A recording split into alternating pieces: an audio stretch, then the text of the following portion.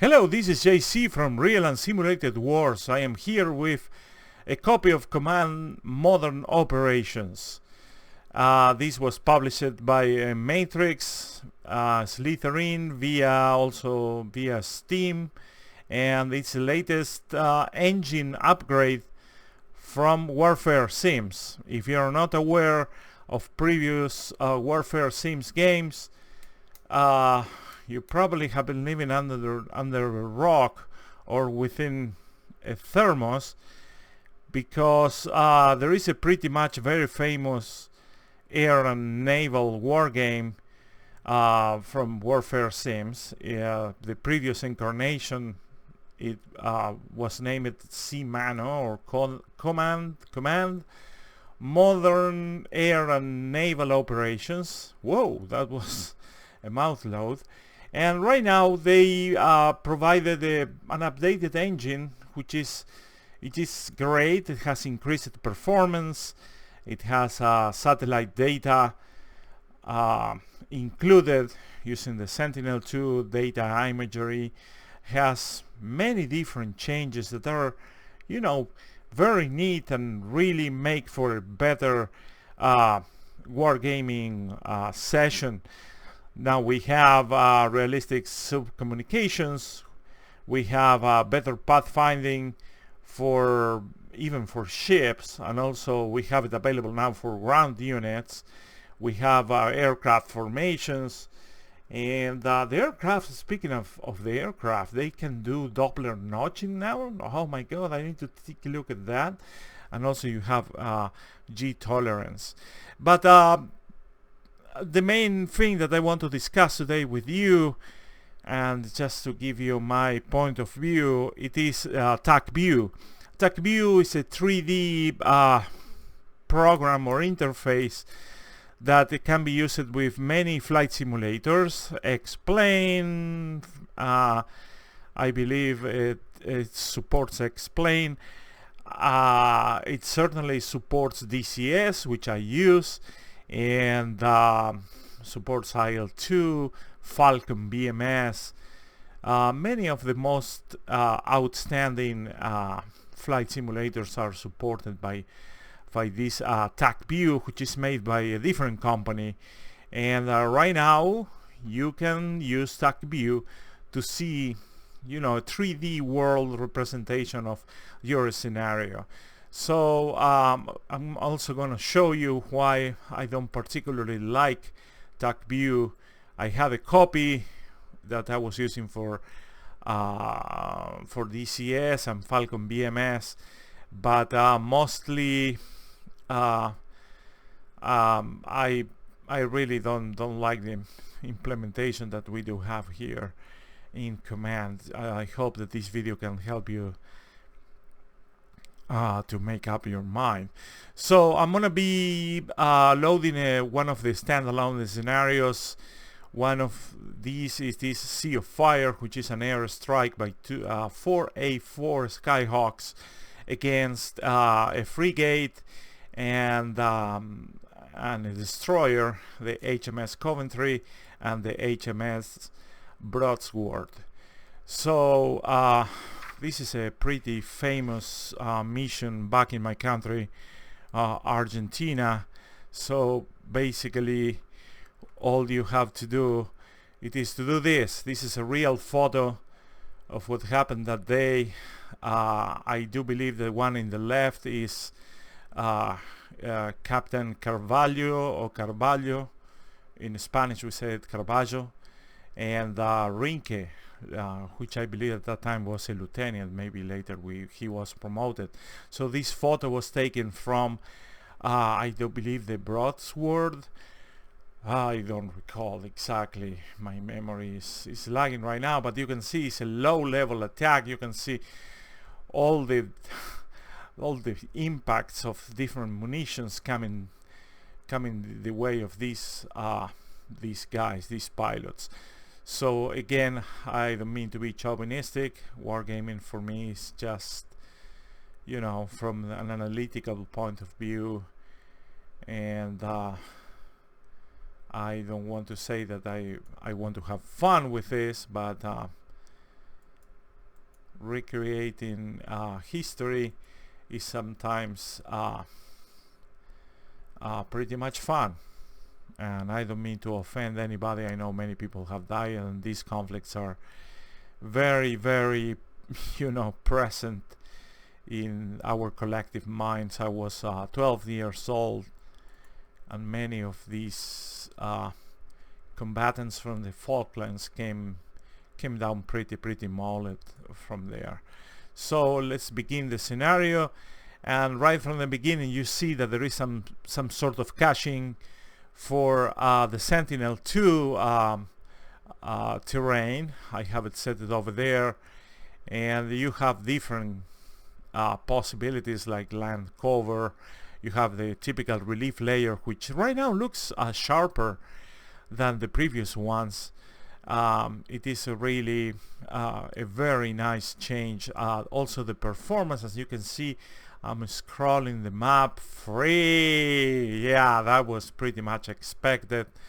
And we have some splines here for the different type of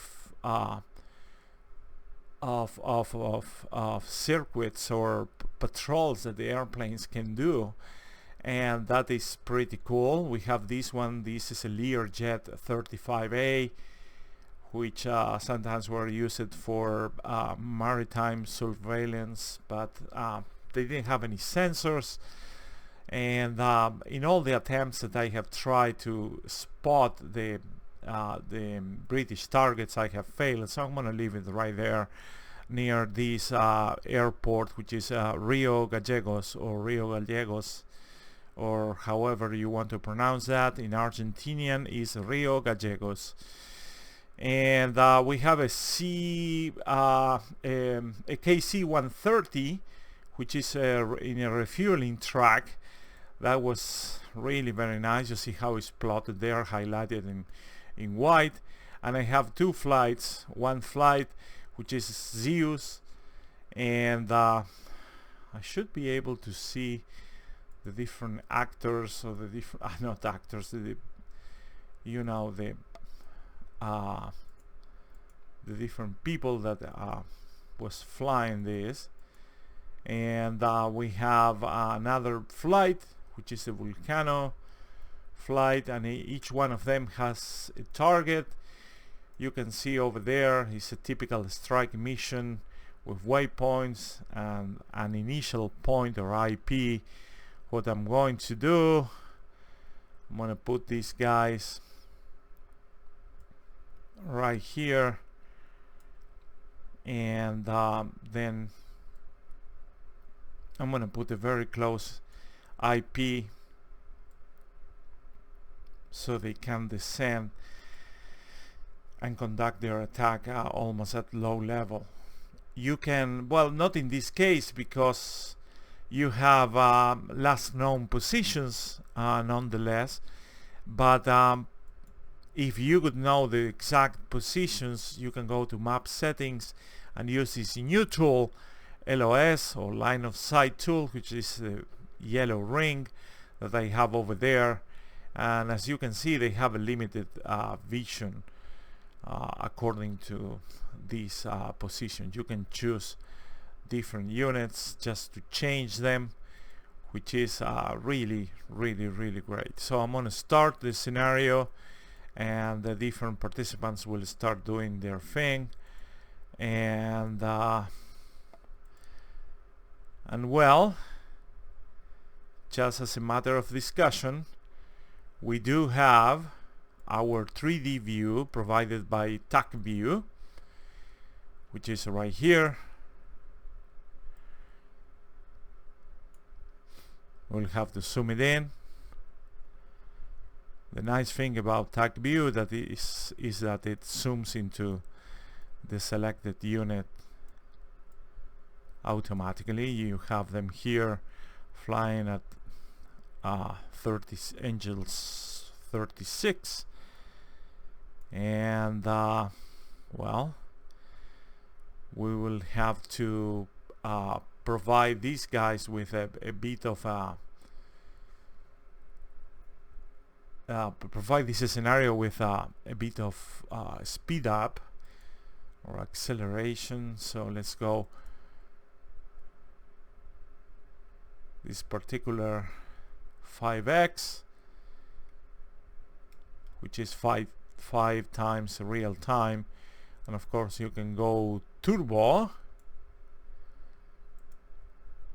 which you can delay later, and I'm gonna be tracking these guys. So let's go, and this is where things get really, I'm forward in time, not forward in time, I'm sorry, I'm just accelerating time. You see them both over here. I'm tracking one particular unit. That's why the scrolling looks a bit funny, because I'm doing this at 5x, mind you. And Zeus Flight just hit their IP, and they're coming down.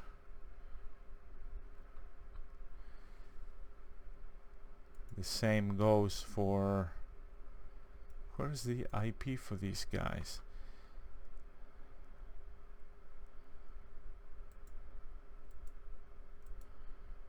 Well, these ones are not descending to their altitude. We have one diving over there. The missions, the strike missions, are provided in the same way. I checked and rechecked all the parameters for them.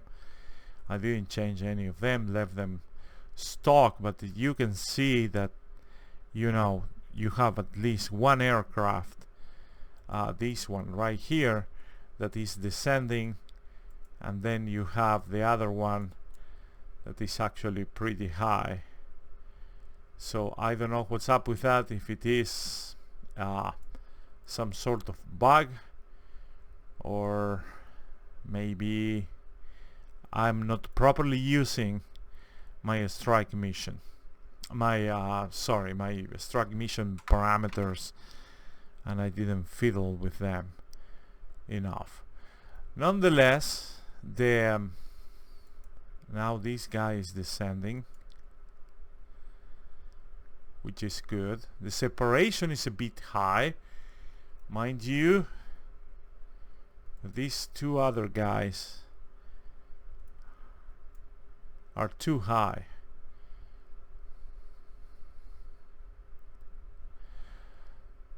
But anyway, coming back to TacView, which is right here, you can see that, you know, you get very nice visuals within limitations. This is not, you know, a mainstream game, but you see that the shapes, that the correct shapes of the different vessels are over there. But one thing that I don't like from TacView, it is that you can see there is no fog of war. You can see every single unit at every single time. So you are playing, if you are playing, you're hunting a submarine using a destroyer, well, you're out of luck, because if you use TacView, you will see where the submarine is. So that's essentially why I don't like TacView.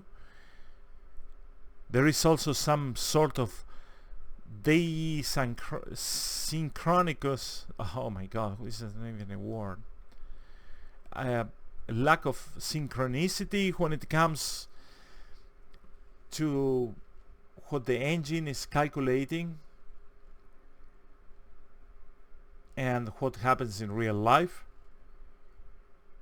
That is, like, you know, the granularity of the time lapses here. It's kind of showing over there. It's like you see a missile, even of course if you have time 1x. Wow, there we have a SAM which was just detected, and let me show you what I mean by that. There it goes. You see, it disappears Probably this one is not the best example.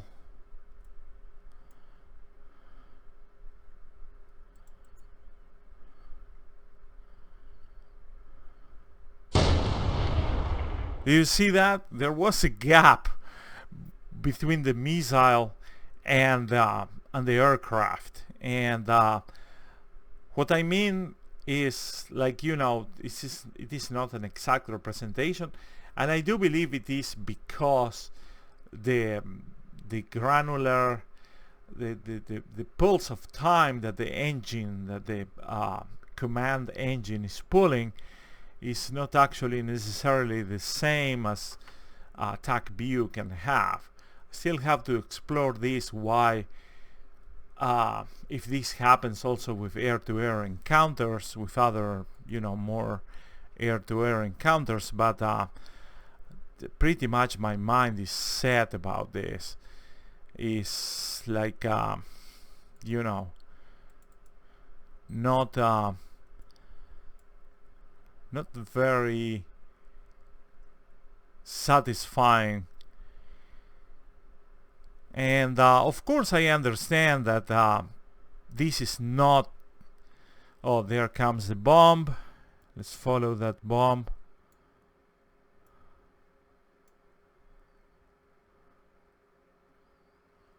Did that bomb hit? Yes, indeed, it did hit.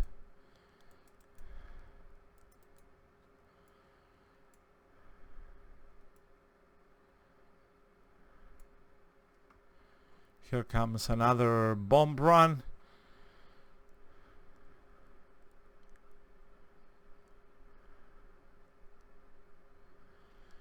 Let's wait and see until bombs are...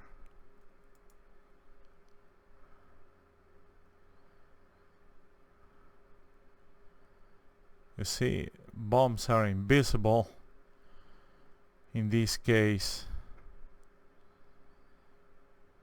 Although we know that there was a couple of hits over there based in the damage, and I couldn't see them. Which is, you know, not my worry. I'm not pushing for high fidelity TacView, because I do believe that TacView was conceived as a debriefing tool, and well, right now we're using it in real time just to visualize and to have something to have a representation of the different assets available into a single scenario. And the main gripe that I do have, it is fog of war. I do believe that, you know, a big proportion of any naval or air operations type of game is basically not knowing where the other, you know, the other side is located and what is doing. So in that note, I'm telling you, well, be very careful and know well what you get with TacView, because actually, in my belief, it doesn't add too much to it. It is cool to have it, but to me it was a bomb to find out that it had no fog of war. And well, I didn't suffer financially for this, and because I already had a copy, but yeah, I'm saying no to TacView, because I just cannot you know, imagine playing a war game where I know exactly where the other guys are. So in that note, I'm gonna leave you, and I'm gonna accelerate the time just to see these guys do an air-to-air refueling. That's a KC-130.